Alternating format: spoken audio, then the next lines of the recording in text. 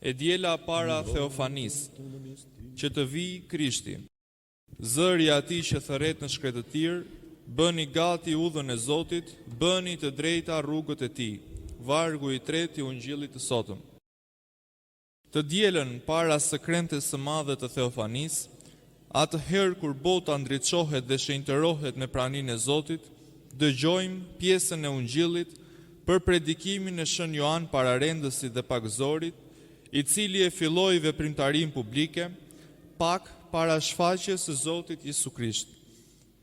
Shën Joan Pararendësi është i vetmi profet që u profetizua nga profetët tjerë të mëparshëm. Më konkretisht, tek profeti Malakia, kapitulli 3, vargu i parë, lexojmë për atë. Unë, Perëndia, do të dërgoj lajmëtarin para teje, duke ju drejtuar birit të tij Krishtit Mesia, që të përgatisë rrugën nga e cila do kalosh, që të vish tek njerëzit si shpëtimtar dhe çlirimtar. Dhe profeti Isaia, kapitulli 40, vargu i 3, sikur e dëgjoi predikimin e Joanit para 800 vjetësh, thotë: Një zë dëgjohet brenda në shkretëtir, përgatitni rrugën e Zotit, i bëni të drejta rrugët ku do të kalojë. I tillë ishte predikimi i pararendësit. Në shkretëtirën e lumit Jordan, ku ai vetë gjendej, i ftonte njerëzit që të pastrojnë brendësinë e tyre me anë të pendimit për të pritur Krishtin, që pas pak do të shfaqej. Dhe përgjigja e botës ishte e habitshme. Edhe dilnin tek ai gjithë vendi i Judes dhe Jerusalemasit, edhe të gjithë pagëzoheshin nga ai në lumin e Jordanit, duke rrëfyer mëkatet e tyre. Predikimi i tij nuk paralajmëronte thjesht për ardhin e shpëtimtarit, ashtu si predikimi i profetëve të tjerë, por dhe përgatiste shpirtrat në mënyrë që ta pranojnë me njëherë.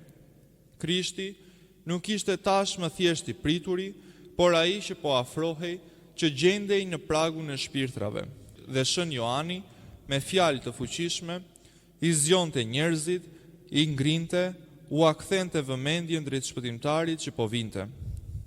Ishte dhe pamja e profetit që i tërishte njerëzit, i veshur vetëm me një robë të bërë nga leshi i deves dhe një rip lëkure në mes, asgjë tjetër. Dhe ushqimi i tij ishte i thjeshtë. Hante majat e lakrave të egra dhe pak mjaltë të egër nga të çarrat e shkëmbimeve. Ishte shumë pranë popullit me maraze dhe problemet e tij. I dhimbsej, i gjendej pranë, e mësonte për çdo profesion, kishte këshillat e tij të goditura. Ishte i butë dhe i pa të keq dhe te i mase i përulur, por paralelisht dhe i patrembur, i përpikt dhe i ashpër në fjalët e tij, dhe me guxim qortonte çdo devijim. Nuk nguroi të qortoi edhe vetë Herodin për mëkatin e madh të kurorshkeljes që e skandalizonte popullin. Por dhe farisejve ju drejtua me gjuhë të ashpër që t'i zgjoi, duke u folur me shëmbëltyra dhe me figura të marra nga jeta natyrore dhe bujqësore.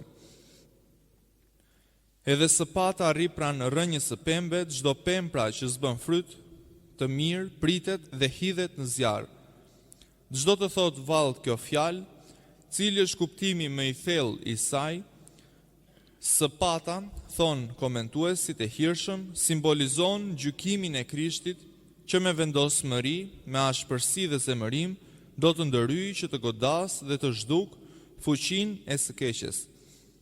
Ashtu si së pata bie me fuqi dhe vrull që të kenë rezultat goditjet e saj, kështu edhe gjykimi i Krishtit do të vijë me një herë dhe i fuqishëm dhe do t'i godas në rrënjë pemët. Por cilat janë pemët në këtë shëmbëltyr? Pemët simbolizojnë njerëzit të cilët do të përballojnë gjykimin e ashpër të Zotit dhe që do të goditen në rrënjët e tyre, dhe kjo ka kuptim. Nuk do të goditen degët as frytet. Kjo nuk do të ishte dhe aq e tmerrshme. Degët çelin përsëri dhe pema mund të japë përsëri frute. Pemët do të goditen në rrënjë dhe kjo do të thotë se pas goditjes nuk do të ketë shpresë shërimi. Do të shërnjosen dhe nuk do të mbetet më jetë. Gjykimi i Perëndis është i ashpër, do të dënojë me vdekje njerëzit e pafrytshëm. Siç e tha më lart, çdo pemra që s'bën fryt të mirë pritet edhe hidhet në zjarr. Paralajmërim i tmerrshëm, fjalë trondice që sigurisht i dëgjuan me frikë ata që dëgjonin pararendësin e nderuar. Çdo pemë, një rregull i paprekshëm. Le të kishin ligjet, le ta dëgjonin kur shkonin në sinagogat e tyre, le të kishin atë Abrahamin dhe le të ndjenin nder të veçantë që ishin pasardhës të atij patriarku të madh. Asgjë nga këto nuk mund t'i shpëtonte.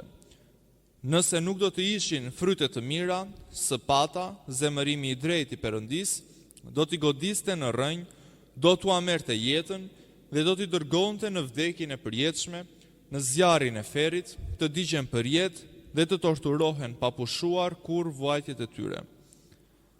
Fjala e predikuesit të madh të pendimit tronditi dhe shpirtrat tanë, sepse nëpërmjet faqeve të Ungjillit të Shenjtë na drejtohet edhe ne, po aq i gjallë dhe paralajmërues. Dhe kuptojmë se nuk mund të shmangemi zemërimit të Perëndis, gjykimit të tij të drejtë, vetëse nëse kemi fryt të mirë. Por cili është fryti i mirë? Fryti i mirë është fryti i denjë i pendimit, na nxit pararendësi i nderuar. Fryti që kërkohet janë veprat, të cilat janë rezultat i pendimit të sinqertë dhe të thellë.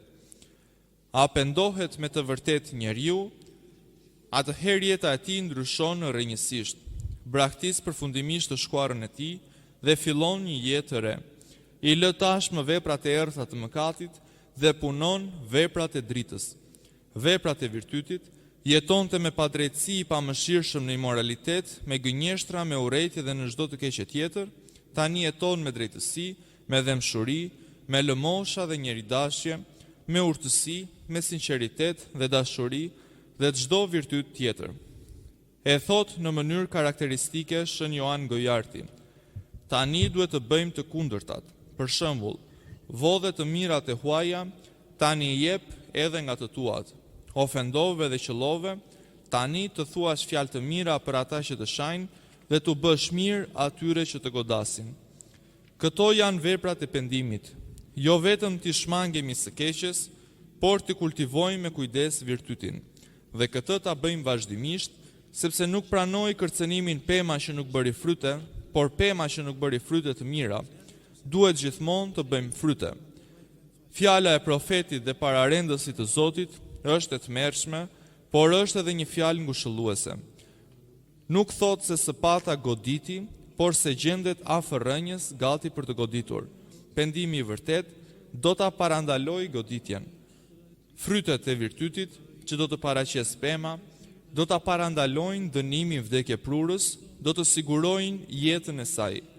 Njeriu mund të jetojë vetëm nëpërmjet pendimit, në këtë jetë dhe në jetën e përjetshme. Mëkati është produkt i egoizmit. Bëni gati udhën e Zotit.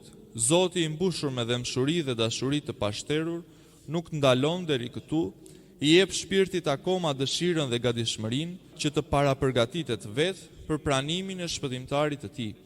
Duhet ta hapim rrugën nëpërmjet pendimit që të na drejtojë pranë çlirimtarit që po vjen. Vëllezërit e mi të dashur në Krishtin, e gjithë jeta jon është një parapërgatitje për të pritur Zotin që po vjen. Dhe viti i ri që na dhuron Ati ynë i dëmshur është një mundësi më shumë dhe një ftesë për këtë parapërgatitje. Le të jemi të sigurt se Perëndia do të na dërgojë edhe si vjet pararendësin e tij, do të kërkojë në çdo mënyrë që të na frymëzojë dëshirën e parapërgatitjes. Nga ne nevojitet përpjekje e përditshme që të vijë Zoti Jezu në jetën dhe në shpirtin ton. U bëft, me urime të përzemërta dhe bekime të shumta, Mitropoliti i Beratit, Vlorës dhe Kaninës, Sim Zoti Ignati.